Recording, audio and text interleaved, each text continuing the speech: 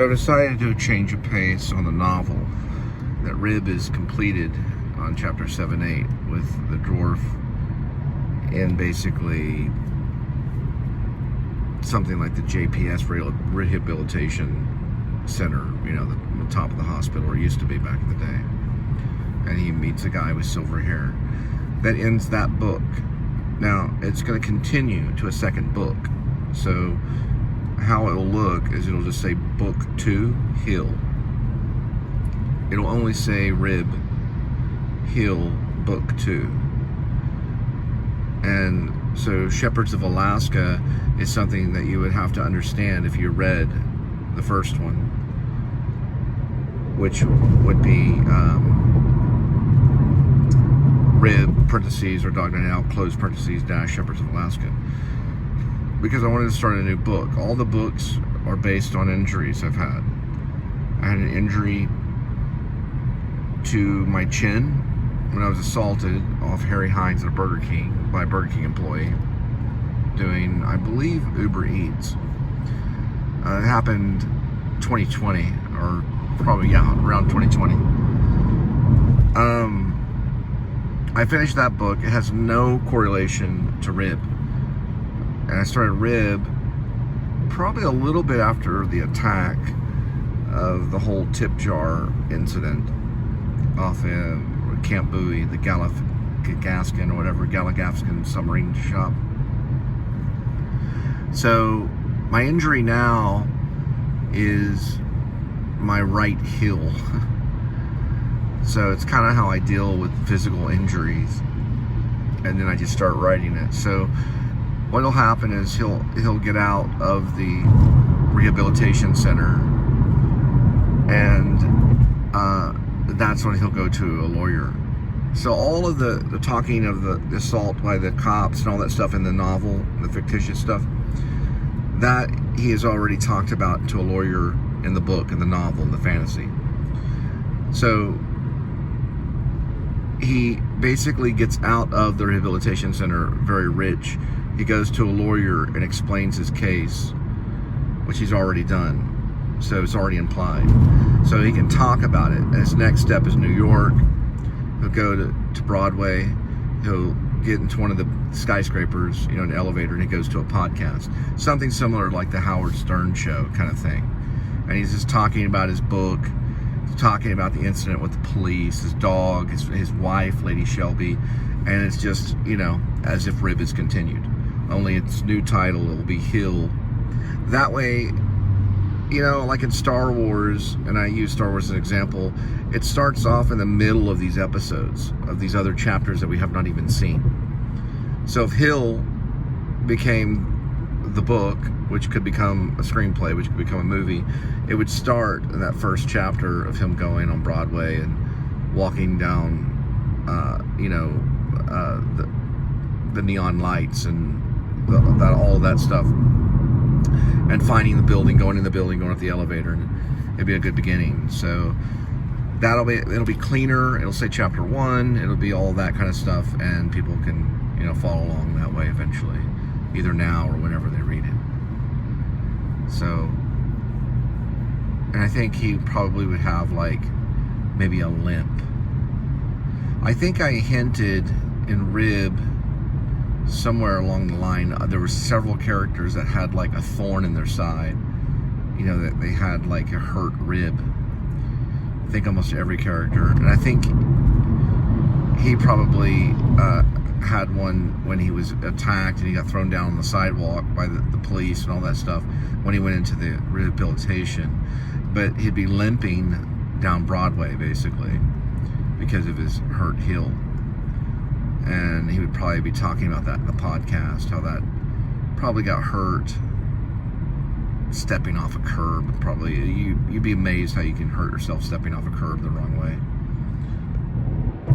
And we'll start from there. And right now I'm gonna just do like a page or two of the play, because you can overwrite a play, and that would be what's called Drunken Demon, which has nothing, absolutely nothing to do with any of the novels. Surprisingly enough, though, if you study the works of a writer, they're all connected. all stories, all of them, every poem they wrote, every story, even though they try not to connect them always, because they like to go into different worlds and different fantasies. Anyway, over and out, headed back to Fort Worth.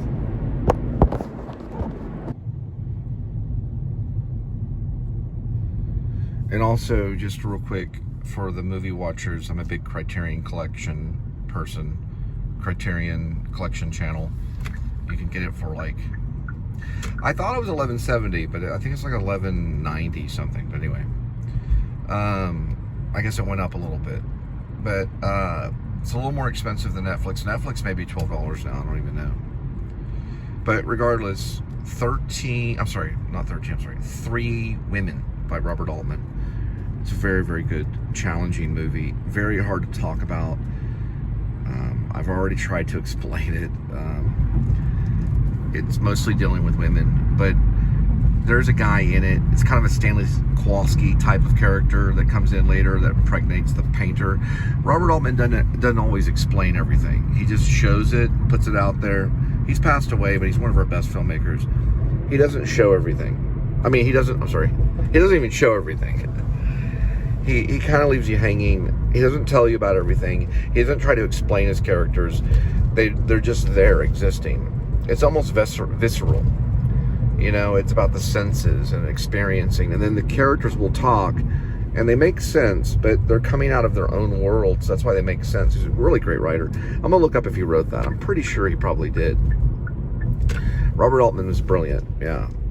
I want to say he wrote Shortcuts too, as well as The Player. And I think some of that was improv, maybe.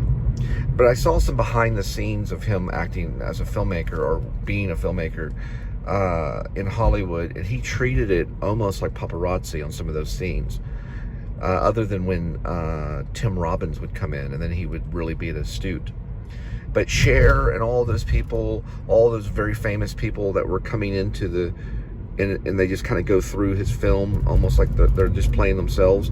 He treated that a lot like paparazzi almost. Like he was back there letting them come in. It didn't look planned. They were actually getting out, and there were other paparazzi there. So he was filming real paparazzi, or it seemed to be. Or at least they were pretending to be real paparazzi. And all of that's amazing. And The Player is by, listen, there's not many filmmakers that can touch Robert Altman. My aunt, Suzette Payne, actually worked with him in Dr. T and the Women. She's in the first scene. She even has kind of a line with Richard Gere and everything. Later, I would meet Richard Gere. But anyway, check out Robert Altman's 3 Women. 1977 is when it came out. It made my honorable mention list. That list is probably, I've been working on that list for a very long time, more than 5 years. It's a long list. It's got everybody in it. Gus Van Sant, Alfred Hitchcock, Martin Scorsese, directors that I can't even pronounce their name. Akira Kurosawa is in it. I mean, just all these directors and other ones that I'm learning about, like the director of the Korean film called, I believe it's called Poetry. It's brilliant. But check out Robert Altman's 3 Women. You'll be surprised if you like Robert Altman. It's going to be right up your alley. Another one too is Prairie Home Companion. Is Robert Altman's brilliant stuff. Learning, and learning more.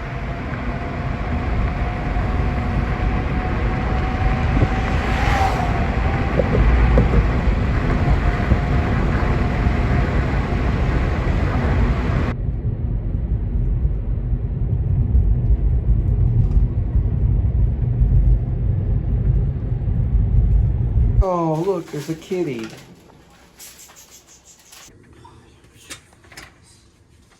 Here we go with today's kitty. There's one kitty, 9 lives, and each life has a number. Numbers 1 through 9. Swirl the cat food and pick a cat food.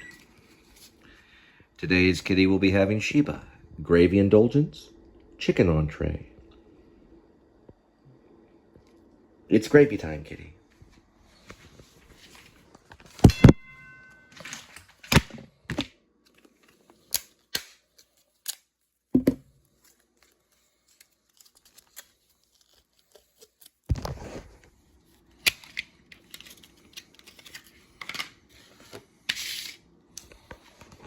move.